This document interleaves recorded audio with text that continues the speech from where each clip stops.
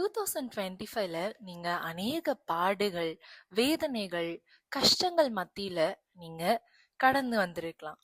பழையவைகள் எல்லாம் நீங்க நினைக்க வேண்டிய காலம் இது கிடையாது.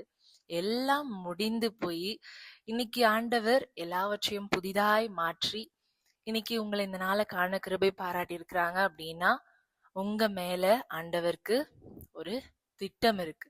உங்க மேல ஒரு நோக்கத்தை ஆண்டவர் வச்சிருக்கிறாரு அப்படின்னு தாங்க அர்த்தம். எத்தனையோ பேரு இந்த நாளை காண முடியாம இருக்கிறாங்க. ஆனா இன்னைக்கு நீங்க விடுகிற சுவாசம், நீங்க நடக்கிறீங்க இல்லையா, நீங்க பேசுறீங்க, நீங்க ஜீவனோட இருக்கிறீங்க, நல்லா இருக்கிறீங்க அப்படின்னா அது அவரோட கிருபை. கரெக்டா? நாம் நிற்பதும் நிர்மூலமாகாமல் இருப்பதும் தேவனுடைய கிருபை. ஆமேன்.